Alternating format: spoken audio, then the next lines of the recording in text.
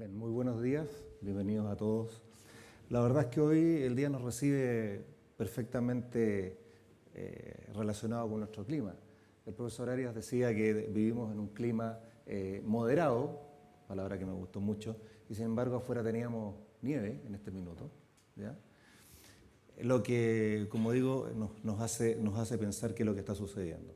La verdad es que el tema de cambio climático, y yo lo voy a enfocar fundamentalmente en el ganado lechero, porque la zona así está preparada y lo requiere, nos hace repensar cuáles han sido nuestros planteamientos y nuestra forma de enfrentar estos efectos. Y para eso nosotros necesitamos previamente hacer un diagnóstico que fundamentalmente han ocurrido en lo que nosotros palpamos en el día a día, observamos, dos condiciones. Uno ha sido el cambio en la distribución de las lluvias. Tenemos el reciente recuerdo de lo que sucedió este verano, que ha sido catalogado o clasificado como el año más seco del siglo, donde prácticamente dejó de llover en noviembre y empezó a llover nuevamente en el mes de abril.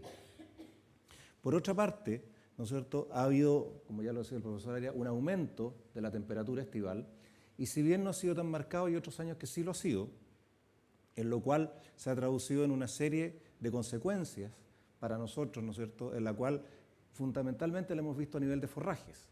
A nivel de forrajes, en el sentido de que hemos tenido pérdida de cantidad y pérdida de calidad.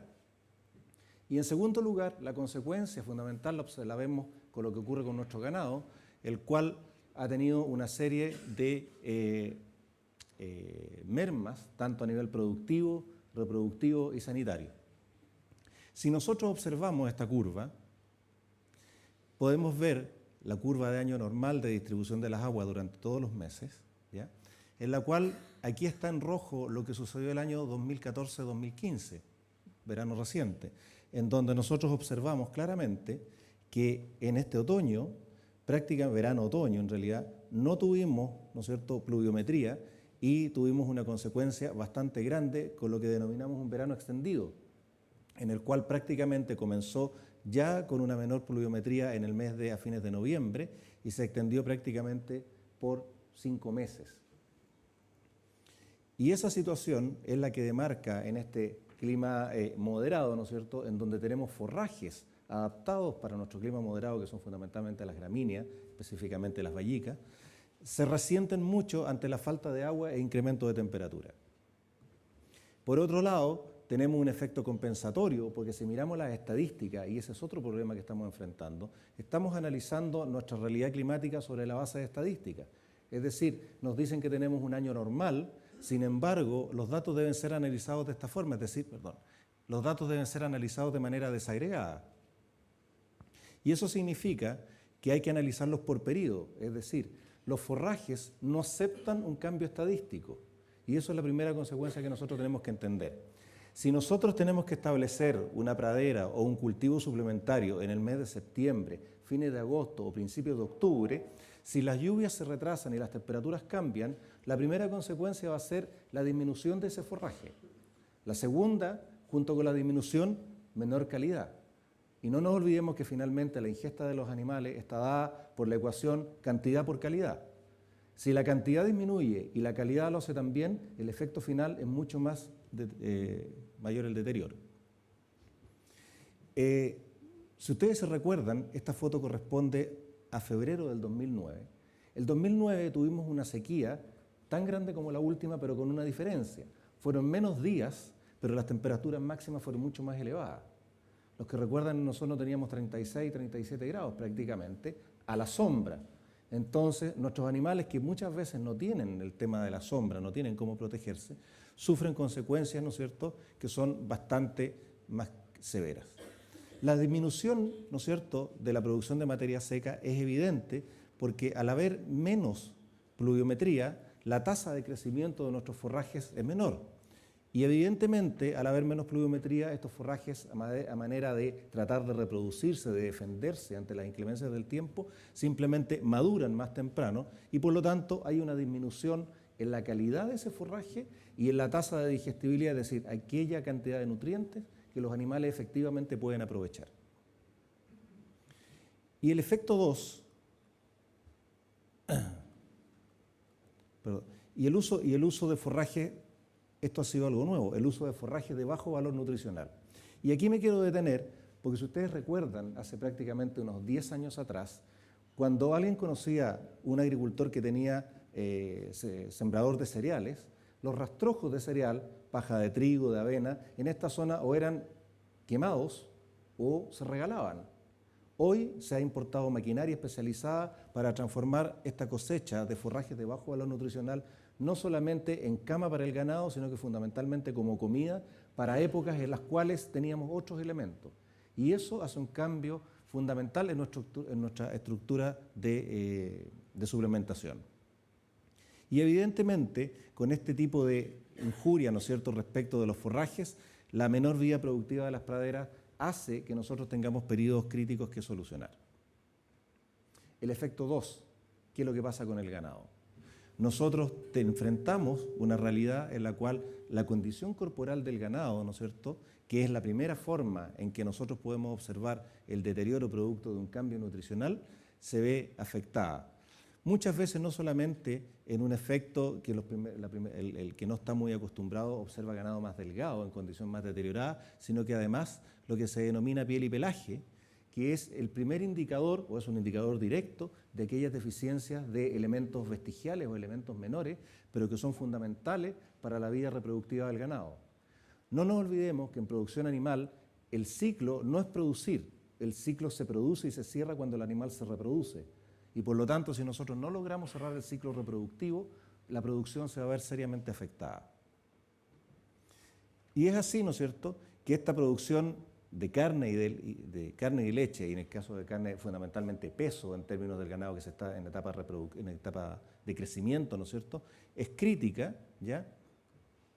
Este año tuvimos disminución en la calidad de leche, y es un tema que voy a abordar más adelante en la presentación con la famosa leche inestable, que fue un elemento muy crítico y que está siendo bastante frecuente en todas las lecherías del sur, producto del cambio climático, ¿no es cierto? Y, por otro lado, la disminución de la fertilidad, que como ya bien decía, es un factor fundamental en poder cerrar el ciclo productivo de manera eficiente.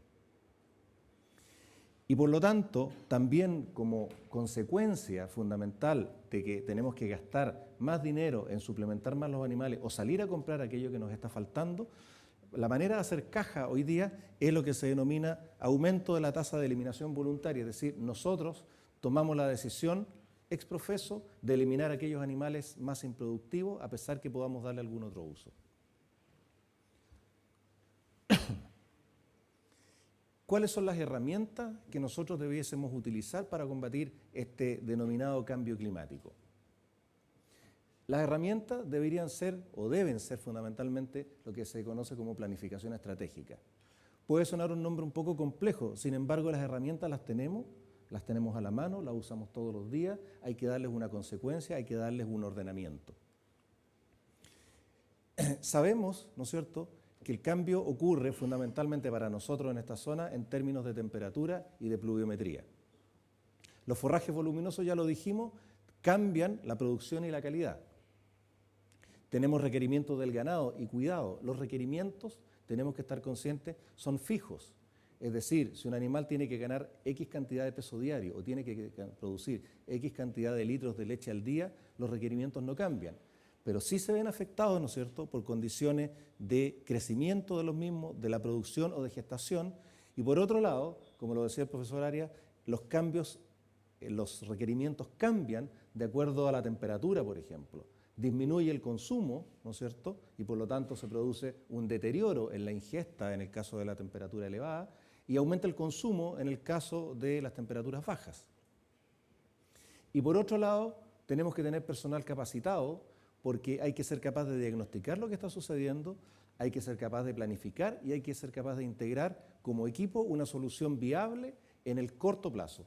Porque estas soluciones, si bien requieren de una planificación, pero la inmediatez es lo que hace la viabilidad del negocio propiamente tal. Voy a dar un enfoque un poco complementario a lo que decía el doctor Arias en el tema de estrés calórico. Ocurren muchas cosas, fundamentalmente porque a diferencia de otras especies, el rumiante hace una digestión secundaria, es decir, nosotros estamos alimentando otro mundo que existe acá adentro, en donde se produce fermentación, y esa fermentación nosotros lamentablemente muchas veces no la podemos manejar. La podemos estimar, pero no manejar directamente. Y ocurren situaciones como la disminución en la producción de leche, ¿no es cierto? Hay disminución en la ingesta, hay disminución en la rumia, ¿no es cierto? Hay problemas relacionados con acidosis, etc. Sin embargo, el mismo gráfico, ¿no es cierto?, de temperatura y humedad hace que nosotros veamos que en el efecto en primavera nosotros estamos en una situación, como decía el profesor, de confort, en la cual tenemos una temperatura alrededor de los 20 grados y alta humedad. Sin embargo, en épocas de verano tenemos que tener presente que la temperatura que se acerca a los 28 a 30 grados en esta zona ya genera, ¿no es cierto?, un estrés severo, ¿ya? Y cuando nosotros recorremos los campos es cosa de ver el ganado bajo el árbol, están apiñados y no están comiendo. Por lo tanto, eso es una situación de estrés. Aprender a observar, aprender a ver el bienestar animal en términos del cambio climático están directamente relacionados. El cambio climático se relaciona con el bienestar animal en términos de rendimiento y de productividad. Si ustedes observan, esta es una imagen térmica de un bovino, ¿no es cierto?, en donde las zonas más rojas, ¿ya?, son aquellas zonas en que el animal tiene más calor, y las zonas de color amarillo es donde tiene menos temperatura, una temperatura intermedia, y las zonas verdes es donde prácticamente la temperatura tiende a ser más normal. Lo que está ocurriendo es que, si ustedes recuerdan, la zona de las orejas de los bovinos son de las zonas más irrigadas. De hecho, los implantes hormonales se utilizaban en esa zona, dado su alta tasa de absorción. Pero por lo tanto, también es una zona de disipación de calor. No solamente ocurre en los bovinos, sino que en otras especies, ¿no es cierto?, donde son zonas que menor temperatura. Y como bien se mencionaba en la presentación anterior, aquellos animales tapados o de color negro tienden a guardar mucho más calor, a pesar que no están, digamos, uno no busca esa condición, pero sí se dan condiciones en las cuales es bastante más frecuente. Y de hecho, un ejemplo práctico, si ustedes observan en la época de verano la infestación por mosca de los cuernos, ¿ya?, van a observar que los animales negros tienen mucho más moscas que los animales de color blanco, y eso es fundamentalmente por la atracción del calor. El calor hace que haya una mayor irrigación y por lo tanto la sangre está más superficial. Y esa es una de las causas por las cuales los animales negros tienen además otro tipo de comportamiento. ¿Qué ocurre con el estrés calórico en la vaca lechera? Tenemos dos tipos de efectos. Uno, aquellas alteraciones metabólicas, ¿no es cierto?, que ocurren para acomodarse al funcionamiento hormonal que tiene repercusión reproductiva. Y por otro lado, tenemos aquellos efectos indirectos en donde ocurre, ¿no es cierto?, efectos en la calidad y cantidad del alimento. Estos animales, ¿no es cierto?, que están sufriendo claramente estrés calórico, ¿ya?, están dejando de consumir y por lo tanto se produce un círculo vicioso. ¿Cuál es? Que a menor ingesta, ¿no es cierto?, con menor tiempo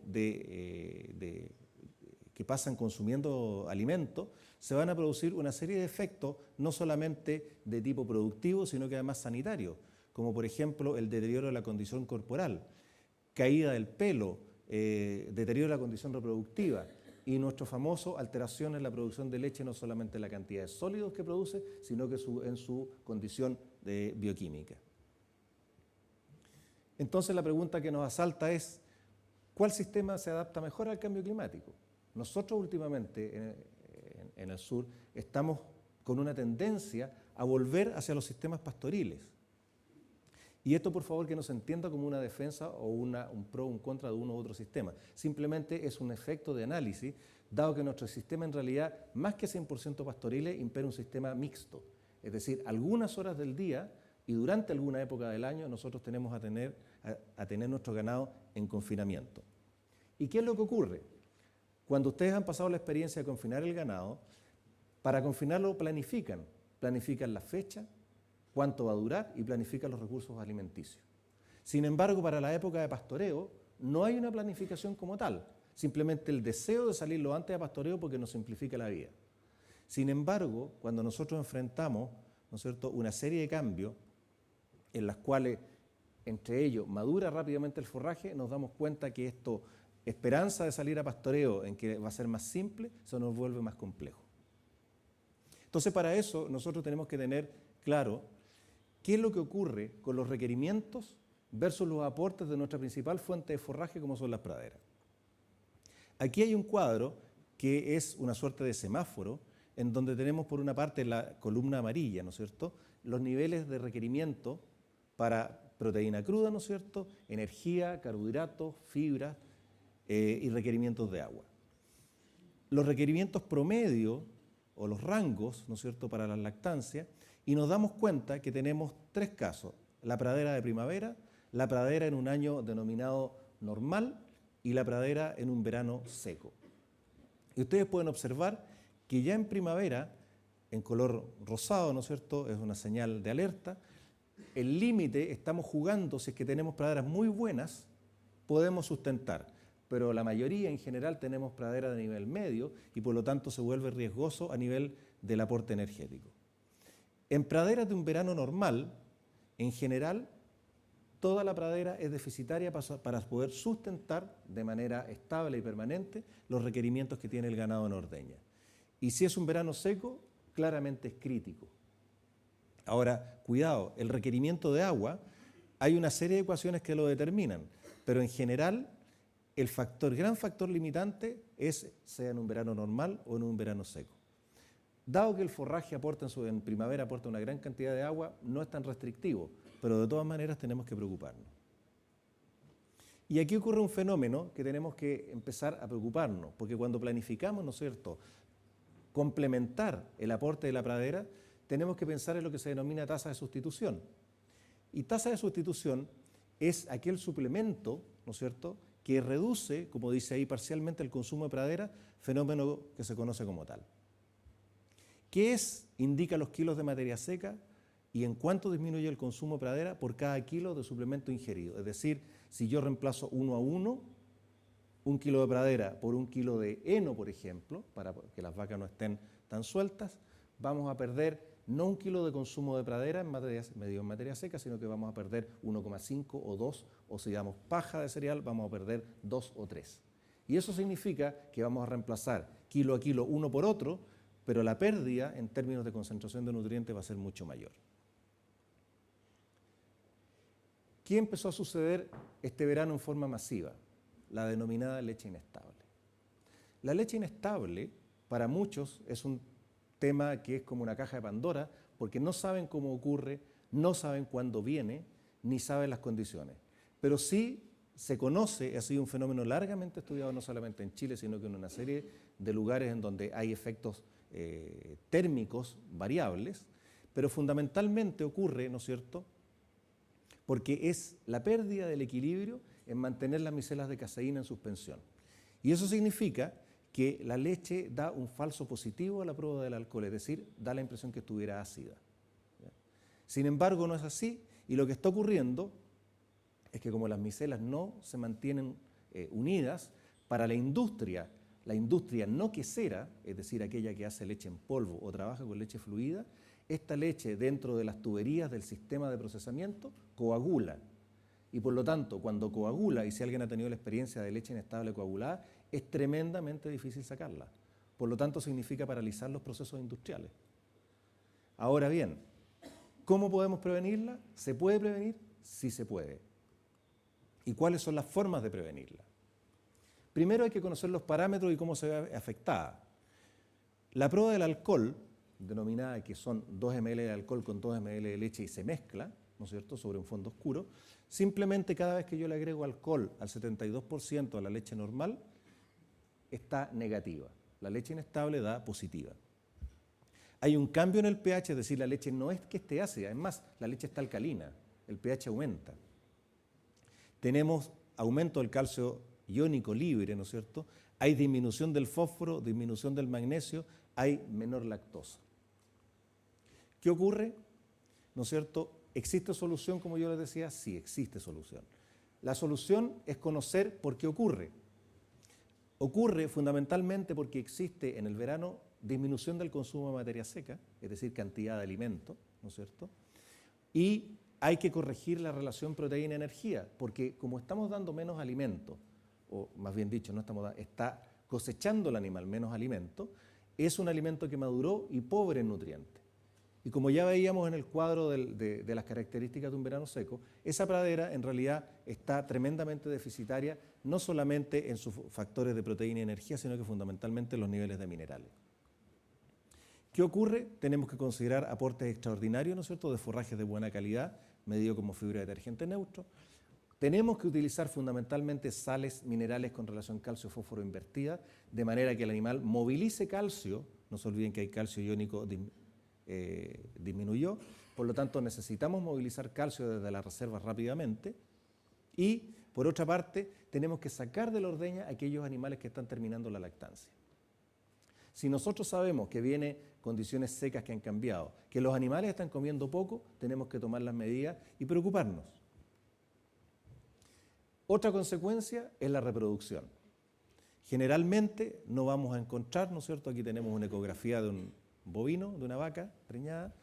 No vamos a encontrar animales preñados en la tasa que nosotros esperábamos. Y por lo tanto, la consecuencia fundamental va a ser que vamos a tener menos reemplazos para poder seguir con nuestro rebaño.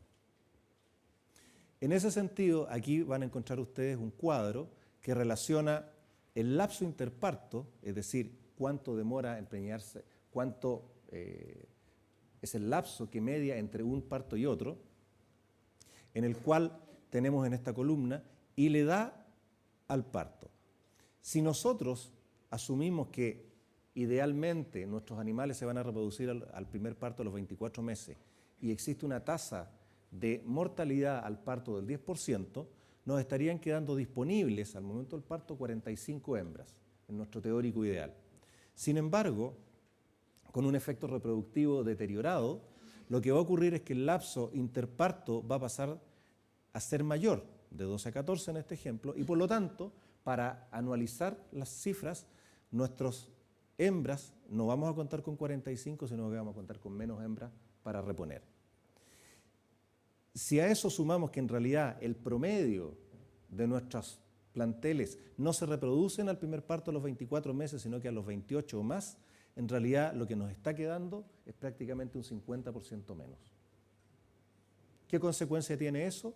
Que la tasa de reemplazo, ¿no es cierto?, de reemplazos disponibles, ¿ya?, en donde se relaciona las 45 ideales que teníamos, ¿no es cierto?, y le aplicamos un nivel medio de mortalidad en las terneras, de 45 quedamos en 40. Pero si nosotros le aplicamos además la eliminación natural que ocurre en los adultos por diversas causas, mortalidad, porque no se preñó, porque hubo cualquier problema fisiológico, en realidad la realidad es que nos va a quedar un 20% o 20 por cada 100 hembras para reponer. Lamentablemente ese número no es la realidad. El último informe que emitió Todo Agro hace un par de temporadas hablaba que la tasa de eliminación promedio de los planteles en el sur de Chile estaba alrededor del 35%. Por lo tanto, y es coincidente, el estudio que realizó una de las empresas lácteas decía que por cada 100 hembras solamente nos quedan 4,6 terneras. Si nosotros pensamos en duplicar o en crecer, que es el plan que tenemos como país en un sector lácteo, quiere decir que con 4,5 a 5 hembras nos demoramos del orden de 17 a 19 años en duplicar el rebaño, si es que todo se mantiene. Por eso que el impacto de poder reproducir eficientemente el ganado en épocas especialmente críticas se hace importante. Entonces, volviendo un poco al principio, este famoso cambio en la distribución de las aguas, que nos dicen que en este minuto no tenemos déficit de agua prácticamente, sí es crítico en la medida que nosotros desagreguemos los datos. Tenemos que analizarlo trimestralmente y tenemos que analizarlo en manera desagregada, porque, insisto, los forrajes no pueden esperar y menos los animales. ¿Cuáles son las soluciones? La verdad es que las soluciones son una integración de los elementos que nosotros hemos visto. Primero, hablar de un plan forrajero estratégico. ¿Qué significa estratégico?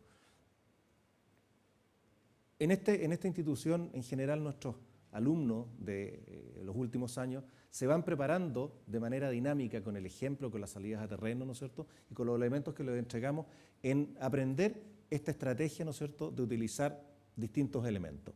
El plan forrajero estratégico no es ni más ni menos que diseñar, en teoría, qué forrajes tenemos que utilizar o qué alimentos para cada etapa de la lactancia o para cada etapa del desarrollo del ciclo productivo de los animales, de acuerdo a los requerimientos que hay y de acuerdo a la disponibilidad del mercado. Pero otra cosa es el balance forrajero dinámico, es decir, que nosotros con cierta frecuencia tenemos que analizar nuestro stock de nuestra planificación, ¿no es cierto?, y ver cómo se va adaptando de acuerdo a una tercera variable. ¿Y cuáles son la primera y segunda? Tenemos por un lado las condiciones del mercado y por otro lado tenemos las condiciones que paga la industria. Y como si eso fuera poco, tenemos esta incertidumbre respecto de las condiciones climáticas. El balance forrajero dinámico obliga a una revisión constante y permanente con o sin cambio. Es la única manera que nosotros seamos capaces de mantener adecuadamente los rendimientos que nosotros hemos puesto como metas productivas. ¿El riego estratégico? Sí, mucho se habla del riego, pero en realidad si uno observa en los países que han implementado riego, ¿ya?, o regamos bien o no regamos, porque si no el tema no funciona, no obtenemos los rendimientos esperados. Y eso significa que podamos dedicar menos hectáreas pero con mejor calidad. Y como ya decía, la educación continua, parte de este ciclo de conferencias es la educación continua, que podamos discutir, disentir o proponer distintas estrategias. Y el trabajo de equipo, que es el que estamos haciendo desde que parten nuestros estudiantes con la administración de una empresa agrícola, con los trabajadores y poder integrar esos elementos de una manera de ofrecer una solución práctica. Solución que necesariamente pasa por definir qué forrajes vamos a utilizar, cuáles son las alternativas y para qué periodo, porque esa es la manera de poder implementar un plan forrajero estratégico. Por otro lado, la reasignación de los recursos forrajeros. La reasignación es consecuencia del balance forrajero dinámico. Yo puedo tener 3 elementos guardados en mi bodega, sean ensilajes, henos, rollo, concentrado, etcétera, pero la reasignación de los recursos va a depender fundamentalmente de las condiciones medioambientales que exigen un cambio pronto y certero. El manejo de los recursos, como son el riego, los cursos de pastoreo, tienen un tremendo impacto en la gente que asiste a cursos de pastoreo, en donde efectivamente aprende a utilizar no solamente la cantidad, sino que a través de utilizar correctamente la cantidad y disponibilidad, a mejorar la calidad del mismo recurso existente. Y por otro lado, el equipo que significa personas, el personal de planta, significa los asesores, significa la administración. Es parte del sistema.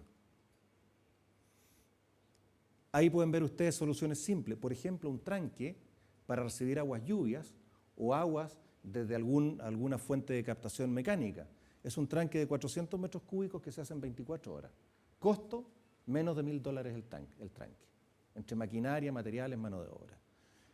Nabos de riego o la alternativa de regar, sin embargo, el problema, como ya les decía, tiene que ser estratégico. O regamos bien o simplemente vamos a obtener un cambio de coloración con una menor tasa de crecimiento, situación que no nos mejora nuestro problema. Y por lo tanto, nosotros tenemos que tener una opción en la cual sea más efectiva. Esa opción pasa por analizar otras alternativas un poco más intensas y un poco más efectistas. Una de ellas pasa claramente por la adición de un suplemento proteico. Nuestra base productiva son las praderas, que como definición son fundamentalmente proteicas y medianamente energéticas. Por lo tanto, si se deteriora su calidad, lo que se va a deteriorar es el aporte proteico que ellas tienen. La soya, como nutriente, como insumo, su característica principal es un alto contenido de proteína. Y no solamente un alto contenido de proteína, sino que tiene un buen aporte energético, el cual no causa acidosis porque no contiene almidones. Pero fundamentalmente aporta aminoácidos esenciales azufrados que son fundamentales para la función reproductiva. Aquí se usa, sí se usa, pero se usa tímidamente. Los niveles de suplementación de la soya deberían ser mucho más altos de lo que nosotros estamos acostumbrados a hacerlo, ¿ya? Porque además de tener características en las cuales son deseables para nosotros, es bastante palatable. Algunas otras cosas, como por ejemplo, que nuestros alumnos ya están viendo, lo que es el forraje verde húmedo, ¿ya? Donde obtenemos 5 a 7 kilos de materia seca por metro cuadrado y lo más interesante en un plazo breve, 14 días, ¿ya? Es forraje puertas adentro, es forraje productivo en el propio predio, ¿no es cierto?, en donde nosotros podemos obtener alta tasa de forraje con alta calidad durante todo el año, independiente de las condiciones climáticas. Y finalmente, el capital humano. O sea, tenemos la adición de un suplemento necesario y complementario, la innovación con un producto que podemos hacerlo de manera bastante fácil, y el capital humano, que es el que nosotros finalmente nos convoca y tenemos que es el que va a unir estas herramientas, ¿no es cierto?, y va a ser capaz de, estando entrenado, ¿no es cierto?, de conjugar los distintos elementos que van a componer la problemática. Sin personal entrenado, sin personal que está informado, no podemos seguir avanzando en nuestro tema, porque finalmente van a ser ellos quienes van a enfrentar, ¿no es cierto?, este desafío productivo que nos plantea el cambio climático, que como ya decía en un principio, nos ofrece otro problema encima de los que ya tiene de manera normal el mercado. Y en ese sentido, la gente que nosotros estamos preparando, con todos los colegas, con todos los medios que brinda la institución, nos da una oportunidad de utilizar una herramienta que hoy día necesariamente tenemos que irla incorporando como lo hacen algunas otras industrias. Muchas gracias.